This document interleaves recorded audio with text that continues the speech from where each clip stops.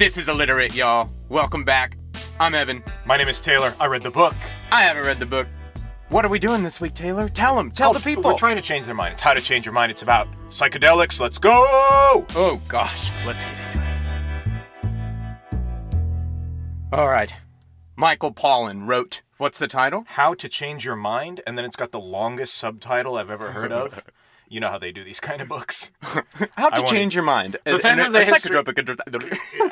Who needs it? We're not even going to say it. Introspective into the look into the humanoid into the... No, I don't have to read it because half the book's on the freaking cover. But yeah, Michael Pollan, what's he about? Michael Pollan is an American author, journalist, activist, and professor at Harvard and UC Berkeley. That was pretty neat. Both coasts. It was interesting looking at on his Wikipedia. They go to... I didn't say what he studies at both. Sorry, if you want to know, go look. He actually teaches different things at both. So a multifaceted man. And also, if you're curious, I think he looks like Christopher Lloyd, particularly from Roger Rabbit, the Judge Doom character. So if you want to go see, he's a bald, scrawny old man. He's got little glasses. I saw him in black, but I just imagine him in this like big like pilgrim hat and some big judge cape, and he's just walking around screaming at cartoons. And I can't handle that character getting any more. No, so he should not be writing books about drugs because he was on drugs in that movie. Anyway, but yeah, that's Michael Pollan. Or the fictional version. Yeah, no, Michael Pollan is the that's Michael Pollan, author, journalist, professor at Harvard, UC Berkeley. But when did this book come out? 2018. 2018. Wow, hot button issue this week. Yeah, we are relevant. We're current. We got books cute. that you need to know. It's definitely in the airport. That's how you know a book is good. I will say he teaches journalism and writing. So he is not a scientist, if people were confused by that. It's journalist and writing, and so he went, I'm going to do some drugs. The books that he's written before have been very popular. One of them was called The Omnivore's Dilemma. So he's journalizing about different ways that humans went about figuring out how to eat. So the hunter-gatherer method, the industrial, the agriculture. Gotcha. That one was huge. He did a book called Cooked about different ways that we consume. A lot of his books have to do with food, but those are the two big ones that people might know. And then this one that came out. So he's just exploring all different avenues about humanity and researching things and taking interviews and that kind of thing. But this is Schedule 1 substances. I'll just put it lightly. Psychedelics, specifically. Does he at all, and this is all preface, does he at all tackle how he went about trying any of this stuff since it's all No, and that's, I guess, so that's a great question. I didn't understand in the book because he talks about his usage of it, but it is an offense to be in possession, and even like with the mushrooms in the state park, if you're found even foraging for them, you can be arrested. So what are you doing? Yeah, I'm not looking for mushrooms. We didn't say that. My choice. Yeah. So I have no idea how he was able. I know so the reason this book was made is because more recently the government has opened it up to clinical trials and testing in various degrees. Right. And that's what he's interested in. There's not a lot of research on it. Social tides are turning. So maybe he's trying to find some different applications for these things. Yeah, which we'll get into at the very end, so stick around. But so he might have had some leeway in that regard, because it's for a journalistic he wasn't just doing it for giggles. He might have gotten some clinical approval for what he was trying to accomplish. Okay, but he doesn't, personally, I'm just interested we know he did it because he writes about it, but he doesn't say how he was. Or did he take part in legitimate studies? Yes. Oh, that's I what see. He's saying. Yeah. I'm like, what did he do? Okay. Yeah. Okay. Now, that's painting a more clear picture. I'm like, how did he find these drugs? Is he just like walking the streets of he seems like a San Francisco kind of guy. Is he just walking the streets of San Francisco? It's like, do you have mushrooms? LSD? Yeah, he goes through the legitimate means. Not for the mushrooms, which that one is kind of, he forages for them. And then takes them. But you! He didn't get Stop caught. That guy! He went with a guy that he's like, they know who I am. Like, they can't see me. So he had to put his name down for the state park. But he doesn't say where he went to forage for them. Okay, so good. It's in Washington State. Hint. Somewhere. Try and figure it out. Internet. So yeah, this is what it's about. It's about psychedelics, which consist of mushrooms, psilocybin specifically, LSD, a popular one, which actually comes from a fungus also, but it can be synthetically produced.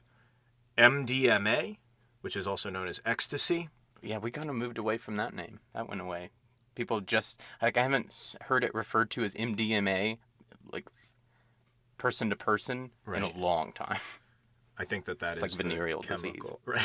Right.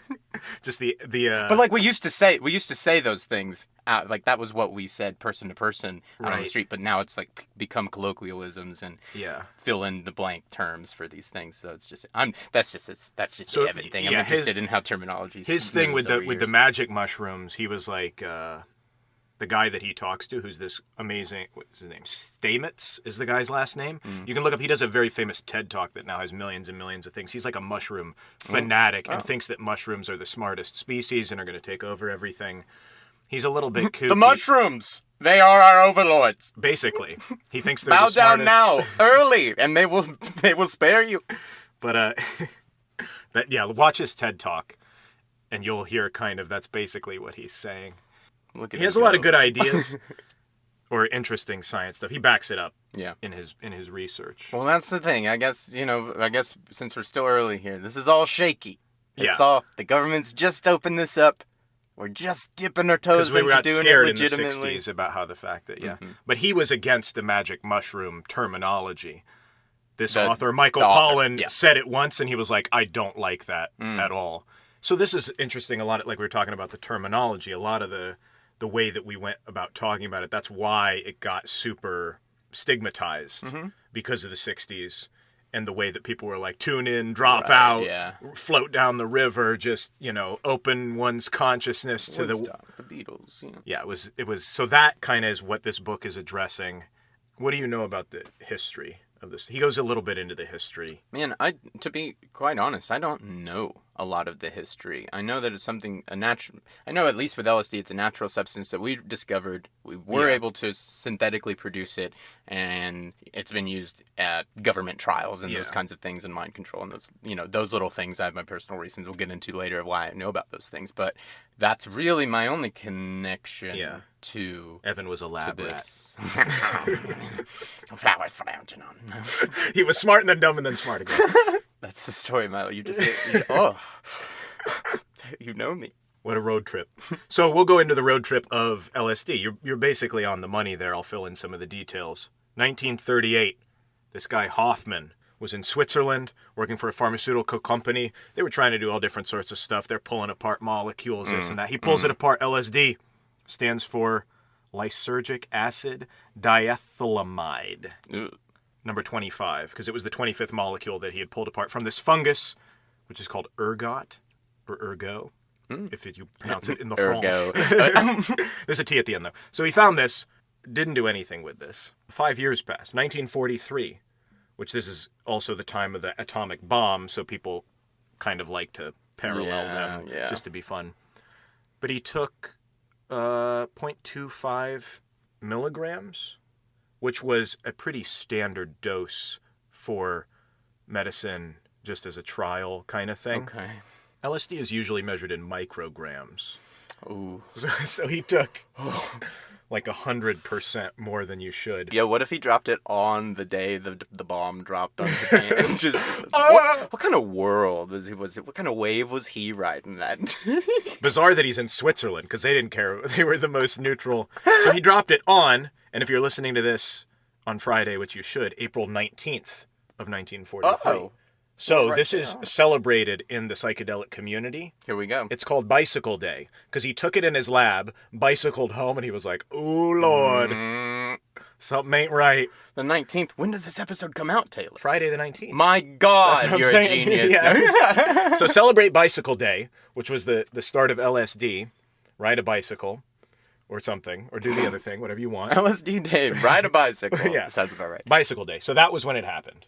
In the meantime, in the 50s, this was used for medical reasons. There wasn't a stigma associated with it. There's thousands of clinical papers where they did kind of suspect studies. I don't know all the details, but it wasn't as judicious of a process to get things working. We didn't know. They were trying to figure out what it was, because a lot of the things, it wasn't called psychedelics at first, because they thought it created mania and insanity. So they're like, oh, we're going to induce this in people so that we can learn about schizophrenia and these crazy things that are happening. Oh my God. Yeah. A horror show. In 1949, the company that Hoffman started working for came out with it. They basically unleashed the monster to everybody. They came out with it as a drug called Delicid. Called Crazy Pants. Take it today. Lose your mind. And they just gave it away, basically. If you were it was so easy to get it. If you were like, I'm running a clinical study, they were like, here, have a bunch. Got super popular in the U.S., especially in places like Los Angeles.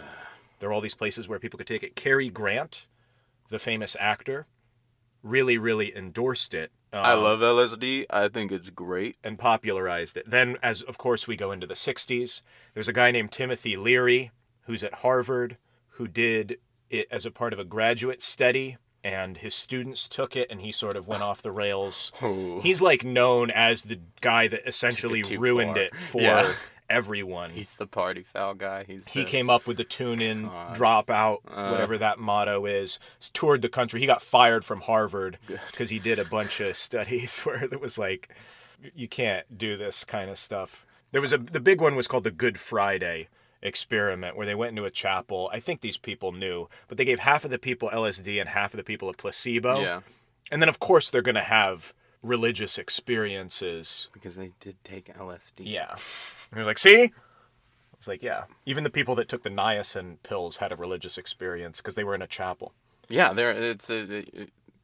what's it called? That's like a group thing. Like you can, because it is happening. It is real to half of them. Yeah. And you are in the environment with them.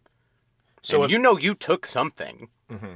It could be real in your mind. Yeah. It could be real in your mind. A big thing with the psychedelics is the fact that the set and the setting, this is what Michael Pollan brings up in the book, is a big factor, which is why the scientific community doesn't like it, because an experiment should have a blank slate and be repeatable and whatever.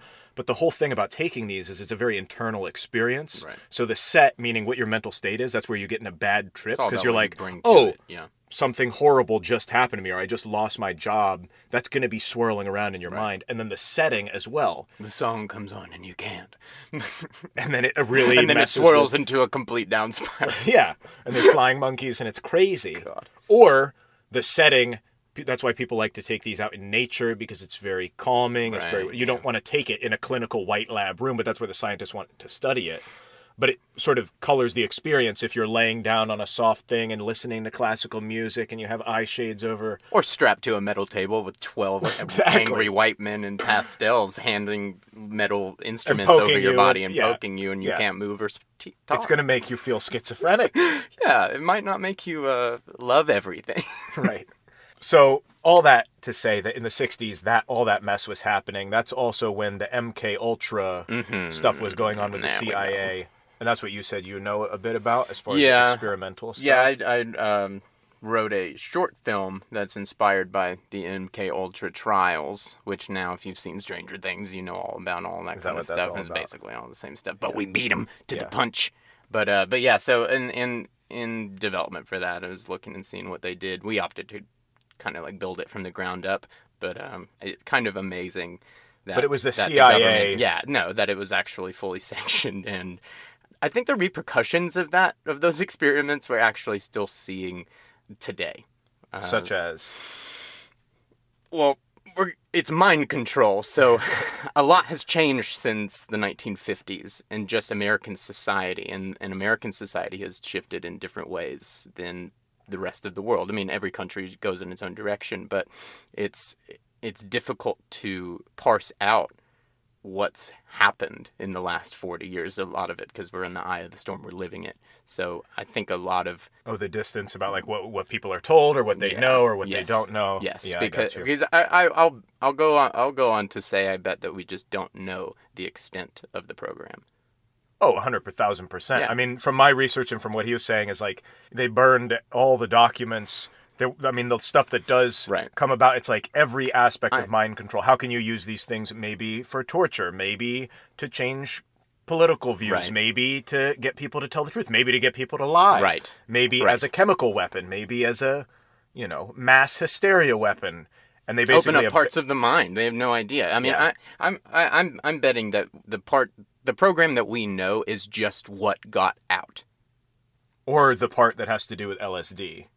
But they were doing. I'm betting it's such a localized. Like it's such. Yeah. It's like this is basically what was compromised, and we can admit and kind of talk about this. They don't know about the rest of this stuff. Is basically what I think has been going on. I did in recent years. I think it's only maybe 2 years old now. Netflix has a documentary called Wormwood that is pretty in-depth, pretty interesting. I think it's about somewhere around 5 to 8 parts, but it's about an MK Ultra subject who was working for the CIA. I think it's a very complex story, but it ended up being a very famous death. It's like somebody working for the CIA. So this is the death that was reported. The guy's name is Olson. They said it was a suicide because he fell out of a 13-story window, but then they found bludgeon stuff on his head, and they thought, oh, well, maybe they said, but he had taken the LSD unbeknownst to him. That's a big thing that they did.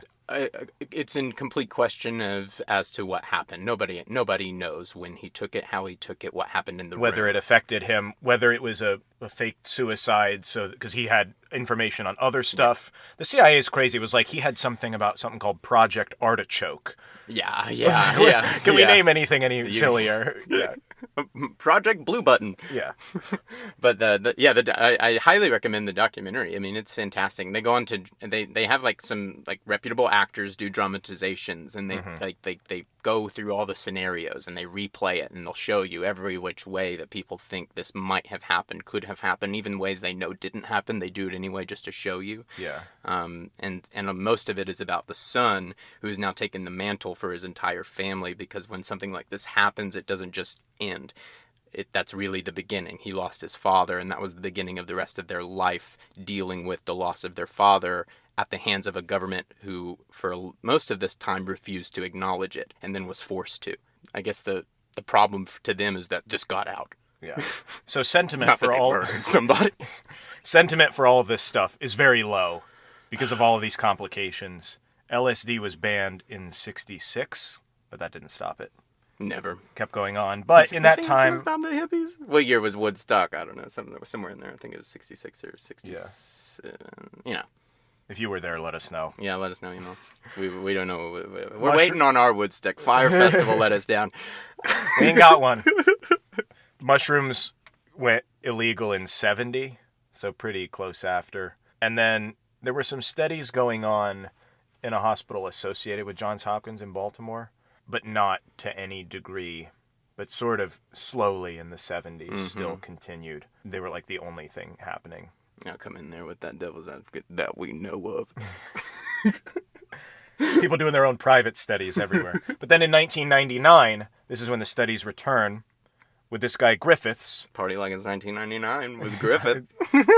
Roland Griffiths came back. He did a bunch of studies on caffeine. And told people like, hey, this is a drug. Like this is, So he was into it, and he had an interesting story in the book. This Michael Pollan character interviewed him because he was sort of disillusioned by the science of things or the science community, and had been into meditation and some more of these Eastern ego death, mind-opening philosophy kind of stuff. And he was about ready to get out of the science community because he was like, there's no scientific way to study this kind of stuff, and then found these chemical compounds, and there's certainly a science to it. It's binding to receptors in your brain, as opposed to this woo-woo kind of one with everything because it's all internal. It's harder to quantify. So he was big into it. 99, but as we said at the beginning, it's just now, like, trials for MDMA for clinical studies went into phase 3, which I don't know what that means, except that it's hard to get to that. But that only happened in 2016. Wow. So it's like still very, very new of these treatments and of these different things happening, so that we can actually learn what it does because of all the stigmas and all of the problems Because we went bananas with it. We went bananas with it. 70 years. The interesting thing that Somebody started giving it away in the street. Yeah. This Swiss company being like, later, you need some. Oh, stop. Then too late, it's out. Yeah. People are using this not... It'll be 70 years before we even can think about using this seriously. Right. So the serious stuff that it does mentally, we'll go a little bit into the neuroscience of it. Serotonin is the chemical that is most closely associated in our brain that exists. All of these things are a variation of a chemical called tryptamine, all the different psychedelics, and they bind to the same receptor that serotonin does. The big parts of our brain that work together that we use most, or maybe not that we use most, but that this affects is called the default mode network, DMN. They always got to be using acronyms. Here on the DMN network. But where your brain works, it's a hierarchy of respect for the self. So your brain is constantly processing stuff. It's assessing what's going on and then giving you inputs and outputs based on what you already know so that you don't have to make decisions, so that you can be kind of future thinking, right? And so that you know how to take the next step, so that you know what to do, so that you can survive, essentially. And your brain is constantly making adjustments. It's interesting because it's like the algorithms now, where it's like you could throw, how algorithms work is like you just throw a bunch of stuff and then they pick the YouTube videos that sort of work. Yeah. But at first, it's just picking them at random. And then it tweaks them, and then it tweaks them until... Tweaking, and we don't really know what it's doing. It's the same thing with our brains. We don't know how we're able to just get up and go and drive, but because we've done it so many times, or because our brain is being like, well, you don't need to notice the birds chirping today. Right. That's why people, when they have something crazy happen to them and they're just thankful to be alive, and then start noticing all the little things. Yeah.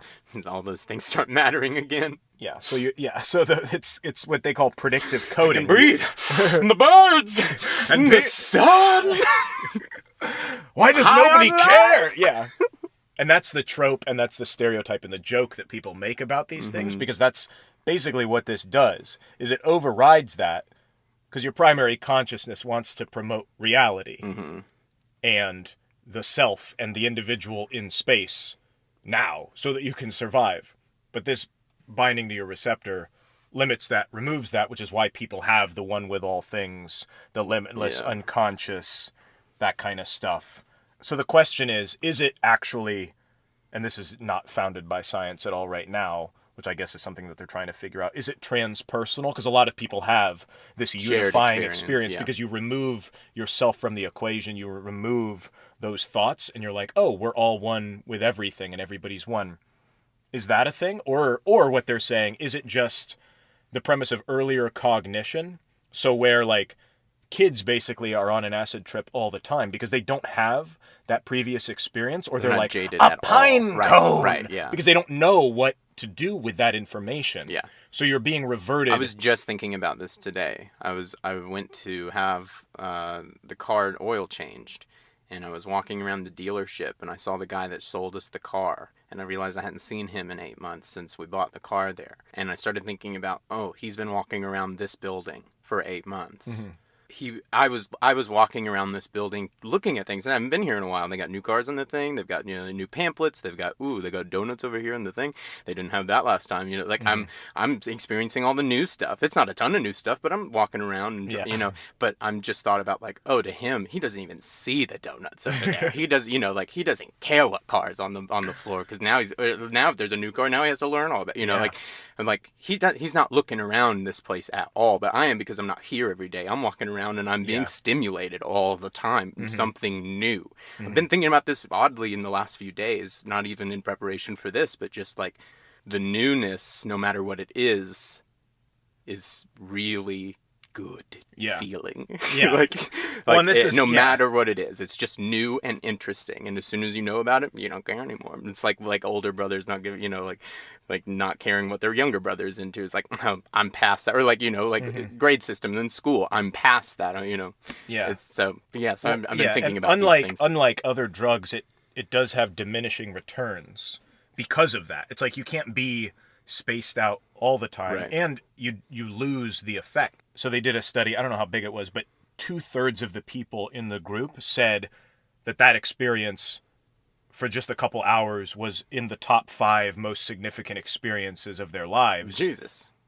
And a third of the group said it was the top experience of their life. But you don't need that every Thursday. Right, no. It's like, well, you get here we go. That was a great one yesterday. Let's do it again. Like, It's not going to be the same. Right. It's not going to be anything. You're going to, so like that kind of thing. The downside is with kids, thinking of it from that perspective, like, oh, this is how kids see things. Mm-hmm. That kind of mindset is great for learning, but not really for accomplishing anything, which is where the like drugged out, psychedelic, whoa man kind of persona comes into play, is because you're not being in that eternal oneness of all things, whatever you want to say, or childlike mindset of everything's interconnected in my brain and I'm putting all these pieces together, and these hallucinations, which he says hallucinations is not even really true because it's already in your mind. It's not an external manifestation of something else that's going on. And most of the time it only happens when you close your eyes. Like if you're just going about your business on a psychedelic, 99% of the time maybe things are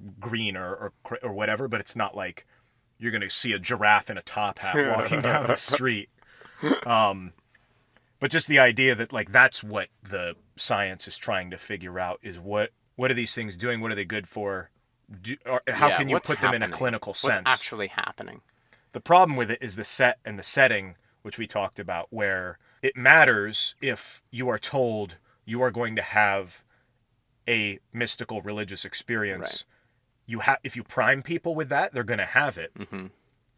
And if you put them in a good location with good music and an eye shade and guide them through, and this is where in the book I got a sense, which I hadn't really thought of before, of like that's why these things are treated in the old shamanistic religious things as mystical experiences, and why they were done with such great care, and you needed a wise elder to mix the potion, and you needed... There was also, I think, a large sense of, and something that I've been employing in my thought day to day more and more, is that maybe we don't know so much. You know, maybe we should be careful. Right. Not do anything, but careful. Yeah. And just treat it carefully. Yeah. Because we don't know anything. We might not know so much. Like, I'm thinking about that in all aspects of my life. Like, Notre Dame just burnt down. Like, we didn't think that was even possible in this day and age. Like, oh, yeah, we're human and futile, and everything that we've made can be, you know, like, we live in that world, and, like, this is the world that we've made, but it's fragile. And, I don't know, like... I love science and I love exploring and finding out about all these things, but I kind of want to let the scientists do it for sure.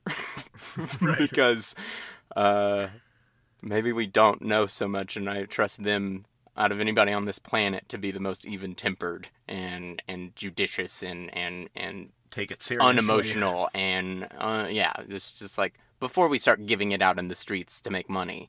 Yeah, it's like. Those are the people that are going to figure it out, so to know why and how and where and that's why this book was popular last year and on the top list, is because it's I found personally that it's not very revealing of anything because nothing has happened. Right, that is the error of the book, is like maybe we don't know, like we don't know yet, like, and we're just starting now again. You know, maybe this, maybe that, but we've maybe. Yeah. So I like this quote towards the end of the book. He says, "If many remedies are prescribed for an illness, you may be certain that the illness has no cure," which Chekhov said that. But he's saying in that quote, because people are like, oh, it does all this stuff, saying maybe if it doesn't actually work, but what are the commonalities between the thing you're trying to fix? So in the 50s, LSD was used a lot for alcohol addiction. And the main dude who created Alcoholics Anonymous was like, yo, let's like figure this out, because maybe this will work. And then that fell through. But the things that they're working on for the treatments, specifically that they're trying to get through now, and the FDA approving and all this kind of stuff, and that they're doing trials on, is the three big things are like people with cancer or people that are dying terminally. Right. That's like urgent. Yeah. We should be trying to find these answers. But it's also not to save lives. It's not to cure it, but it's like those people that are like, oh, I'm going to die. Well, they need help. You know, like they're not living a good life right now. So that addiction, like I said, they did a test with smoking, and after 6 months, 80% of the people were good. And then after a year, 67% of the people were. They stopped. They were like they were still sober.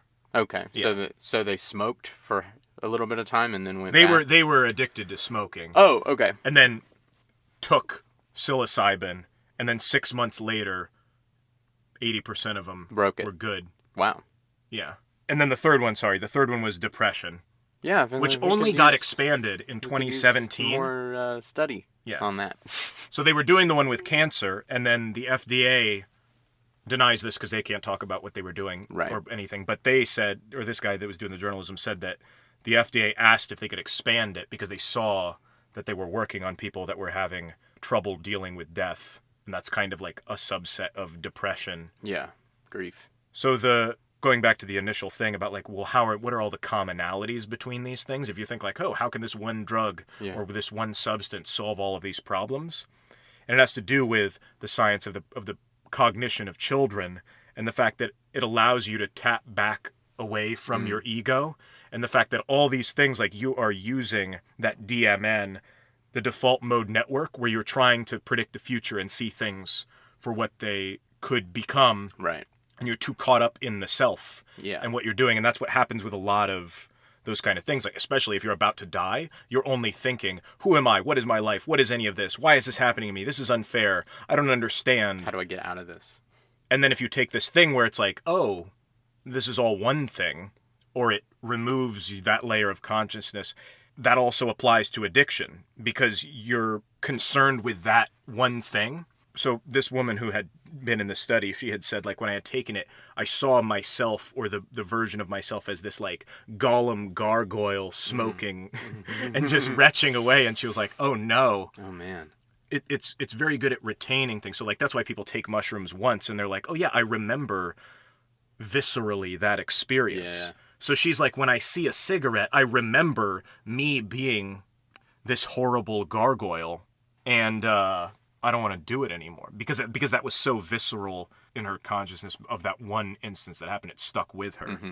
And then same thing with the depression, about like you're so focused on, which is kind of controversial, I guess, because maybe it sounds selfish to be like, oh, you're so focused on yourself, but it's not necessarily that you're focused on yourself, but you need to be removed outside of that mentality of where your mind is constantly trying to close the loops, survive, and be like, no, let's expand and open up and see all of the different connections to all these other things. And apparently it was magical with the cancer patients, who it's just like, oh, they're like super good with death and like the brightest forces in the room, and just like, you know, their mind expanded. And the interesting thing he proposes in this book, he's like, it's probably best if you do these things later in life. Yeah. Which was interesting because in the 60s, it was all young, hippy-dippy people. Right. Burning out real quick. Or it's like you haven't built up the grooves in your neural pathways, the same sled going down the snowy mountain. There's not that much to clear the hill, so now it's fresh again. Yeah. But if you're 60, like Michael Pollan is, and taking this stuff, it allows... I'm young again! to see... the fields of my mind I've forgotten. But he said he didn't know. There was certain points, too, where he was like, you fool, this is just drugs. You know, that reality sets back in, where you're like, this isn't some transcendent experience. The other irony is the fact that you could I'm sitting here seizing on my couch and I didn't know it. And then I woke up and now that was weird. Ooh, I feel different. Maybe it's that. But we need more studies. I'm going to talk a little bit about mushrooms, because that's another... The two big ones that he goes into is LSD and mushrooms. And psilocybin, which is mushrooms. Mm-hmm. He doesn't go in too much into ecstasy because it affects your heart in some way. I don't like that. And he was like, I'm 60. I ain't into that game. I ain't playing these games. These are studies. These are clinical trials. The other one, to get high. I can't be just fooling around. So we're talking about the mushrooms. He met with this dude, Stamets, who I mentioned is the crazy mushroom guy. I'm oversimplifying. He's probably not that crazy, but it's the wacko mushroom. For you to remember him, he's the wacko mushroom guy. They went on the hunt in Washington. There's over 200 species of these things. What? Ground mushrooms. What? All over the world. Now that's interesting. We don't even have to wait for the other segment. That is interesting. Say that to somebody. Did you know there are over 200 types of mushrooms and they're all psychedelic? Are they all psychedelic? Yeah, those are the psychedelic. Those 200 psychedelic strains. That have the psilocybin, yeah.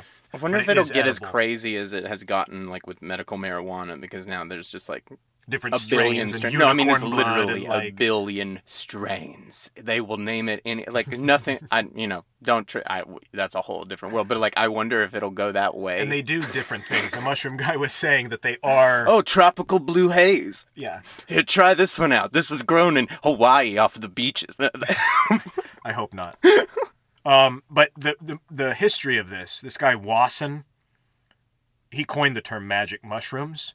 First wrote about in Life magazine, national publication, very popular. This is like mainstream media. It was like, went down to Mexico, found these crazy magic mushrooms. This is what happened. Completely destroyed the Mexican village because so many people went down there trying to find it. Is this where the mushrooms? Yeah, it just ruined. Do you have water and is there a bathroom? The old fire festival. Like they do. Yeah. God. So he regrets that immediately. My question about the mushrooms: why evolutionarily would the mushrooms care? You know what I mean? It's like, oh, this thing is poisonous, and so frogs grow certain colors to repel certain, and yeah. Why on earth would this? Why would it need it? Maybe it's for us. Well, and this is what this mushroom guy is like. The plants are trying to tell us something. Yeah. We can't they're communicating. Right. The Michael Pollan guy is saying probably, and this is unfounded, but because it's an easy way for the spores to propagate, like anything where you're trying to survive and continue your lineage, if you have this experience and then you're all over the place and you bring it to something else, it's just another way. Why it needs to be so intense is why this mushroom guy is like, no, they're like trying to tell us to commune with nature and be one with all things. And like, we don't know what we don't know. Maybe. That's what I'm like. Maybe like I had somebody came into the apartment the other day, a roommate guest, and they saw our cats and they were like, oh, I could have gone to see my cat yesterday, but I decided not to. And I went, whoa. And she said, don't tell the person. And I went, well, don't tell the cat. Yeah. And she's like, well, the cat doesn't know. And I went, well, I don't know if the cat knows. And then she stopped. She literally, she stopped. She went, huh, I don't know. And over the top, but like, I don't know what I don't know. And I'm not going around assuming that an animal is not intuitive. And that we have figured all of it out. Right. Like literally all of it. I think we walk around like we're gods. Yeah. It's 2019, and one of the most popular books is like, maybe mushrooms? I don't know. Who knows? Mushrooms. Michael. Yeah. So these mushrooms are all over the place. This is one last little thing. They have been seen to affect horses and dogs that eat mushrooms. What? Like, they affect humans, but you can visibly tell that they're going through some sort of... I hope I get to do that study. It's a big white, just like blasted white room, and it's just me... And a horse. And a dog sitting on the floor. No chairs. It's just us. Yeah. And one of us at least took some LSD. and I don't know if it wasn't me. Yeah, two of them were placebos, and you got to see whose horse are you tripping? The horse is like, no, I'm not. Yeah, it wasn't me. But not cows. Not cows? They saw cows eating them and nothing. I wonder what would happen to dolphins. Our next experiment. Dolphins and like chimps and stuff. I'm like closest to human we can. Chimps they did. Yeah. Well, I'd love when the every few years you get the news story: drunk moose in a tree. Yeah. How did this? Yeah. High antelope. High, just accidentally high or buzzed animals are my favorite news stories. Clip clop clip. Because we saw the moose in the tree. That was when we saw together. Live. Yeah. Happening. Breaking news. Moose in a tree. That'll go in the email if I can find it. Oh, yes. Yeah. I want to know how it got. We learned, and I still am like, how did that moose get in that tree? It's like the mushrooms. We don't know anything. Yeah, we don't know. That's all I got for this. Cool. Evan, what did you think? What do you want to talk about? First and foremost, that's on my mind is the using it in treatment for like depression, cancer patients, and stuff like that, and the way to break you out of your mental state, which in most situations are more in a state of scarcity and survival and primal and very inward and very rightfully so. They have problems that are about them. Yeah. But that doesn't necessarily equal good work as far as mental work goes. Yeah. And so it's interesting that these things can help remove the reality in which we all kind of set up for ourselves. Well, Be it's like, the hold ego. on, look, The ego yeah, is yeah, what yeah. they- It's just like one step back. It's just like, it's, we can figure this out. Look at everything. What does it all mean? It's like, it doesn't have to happen it could happen staring at a sunset. right. It could happen meditating on a mountaintop, but this is But it's the like chemical channel. This is basically just a drug that induces something that we all kind of want, or at least talk about at some point in our life. And everybody's had the breath of fresh air. I just realized it. The enlightenment. I just woke up. Yeah. I need to get off my ass, and I need to Yeah. whatever it is. It's just breaking out of whatever cycle you're in. So it's interesting that like through drug testing that they were able to almost like back that up. No, like legitimately changing your energy and rethinking your whole perspective. It's legitimate. Yeah. Yeah, it's legitimate and can be done. The science is there, and or at least we're working on it. yeah, we're working. That was what you wanted to talk about. But that should be really encouraging. Like, oh wow, what can we figure out? Yeah. What can be done? I think we're treading lightly though. No, we should. Because, we treat it the same way, but it should be cautiously optimistic. We'll just put it that way. It's like absolutely treading lightly, but excited for the things that maybe we can figure out or seeing where it leads. I mean, it's exciting. It should be exciting to a degree. I mean, saving lives. But that reminds me of just something that again kept being brought up was the baggage and your context. It is all about you, what you bring to it, whether you know it or not. The Subconscious, setting. Yeah, absolutely. It's what you bring to it and where you bring it to. The setting is those two things. And it seems like I heard it a few times over the course of today. It's just it's very real. So like when people are, for me, it's like when people are really good about like making their room feel like them or comfortable. It's like, I know why you're doing it. And it's not, and I don't mean just like looking good to look good. It's like when you can walk into somebody's room and you know that they have put it together with care for them because of their certain workflow or whatever it is, how they live their life. Yeah. So your setting and your baggage is important in every. And I wonder how that will change in the clinical trials, because right now, from what he was saying, it was just, you're lying on a couch, you've got the eye shade, you've got technically a scientist, which is more like a therapist, which is also more like a shaman, guiding you through the experience, not saying anything or qualifying anything. I want a shaman. I want some spiritual guide that'll be there, that I at least have some Trust misfounded faith. And that maybe he could guide me through this at all. Yeah, but that's all there is to it. But it would, it's interesting to say, like, that what if you did it on the top of a cliff? Right.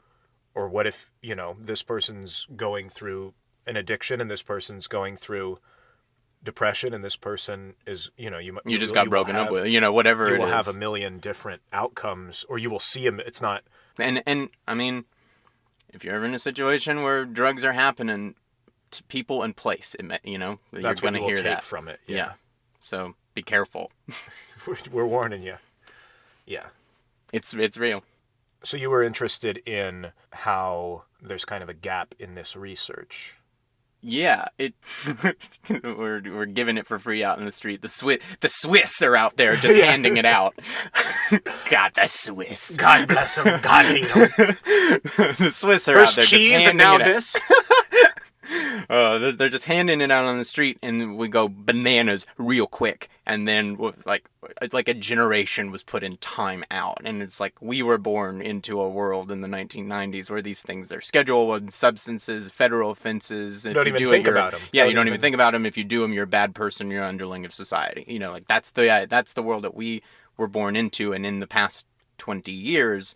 Slowly and very slowly, even still, the ideas around these things are changing. And so this is why this book has come out. Yeah. And this guy in particular has taken on this subject, because that's another thing, is that like he's not a drug guy, but he's a reputable guy, and people he's a journalist like his who's other written stuff. New York Times best-selling books. So it's gotten to the point where somebody in his position can be like, well, if I did, this is interesting. This is, I'm on the heels of something fresh and hot. Mm-hmm. Well, if I did this, maybe that'll add some fuel to the fire, keep the conversation going. Give it some reputability, which it lost. That's the big thing with him, is because he's not a wacky guy. You know, we made fun of him at the beginning, but he's pretty even keeled. Yeah, like I'm not gonna banter with this guy. He probably will show me around some semantics and show me right out the door. Yeah. Yeah, it's interesting that we're getting to the point where somebody like this can take this on, and it hopefully will add some momentum to this type of research, because it is really gone a whole generation basically of this of these things being not. I mean, it's not even like they're tinkering around with them. Right. No, we just started the testing. It's like, no, we don't mess with this like at all. The other thing that I thought was interesting tying into that was because he's writing this thing and he is a reputable person, allegedly. I just like to throw shade at everything. We'll never know how many murders. Michael Pollan murders. The fact that these situations and just the very nature of having some sort of psychedelic experience is very, very difficult to verbalize or express in language, because it is such, like you said, based on the baggage and the timing and all this stuff and what you go through then turn into a platitude like love is everything. Well, you could have gotten that, and you can, or oh, I'm not smoking because I saw myself as a gargoyle. Sounds insane. Well, but it's the feeling and the emotion and that just the fact that you were outside of yourself that you can't even verbalize. I can put it to you this way. When you know you love somebody, you can't. It's not like you don't love that person all the time. Right. And you only love them when you say you love them or do an act of love. No, you love them all the time. But when maybe they give you an incredible card that tells you something, then you feel it. Like, you've carried the love, but maybe in that moment when you're experiencing it, you're actually feeling it. That is kind of the important thing, is like the actual moment of like, oh my, the overwhelmingness, the moment being the important thing, and how to deconstruct that. Yeah.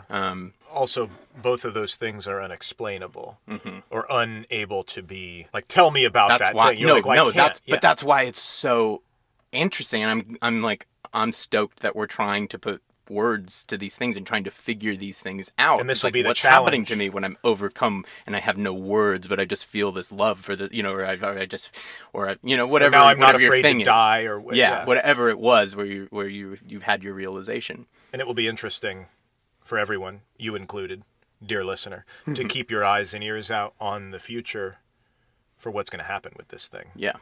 All right. Well, I guess we'll wrap it up here. Yeah, guys, if you want to shoot us an email at illiterate@email.com, get on that blog list. That's where we're going to have all our extra content. You know what to do. Videos, bonus stuff, articles, a picture of Michael Pollan's face. You'll get comparing him to Judge Doom from Roger Rabbit. So if you're into that, illiterate@email.com. Find us on social media. Find us on all that stuff. We really appreciate it, guys. See y'all next week. See ya. And celebrate Bicycle Day. Please. Ride a bicycle.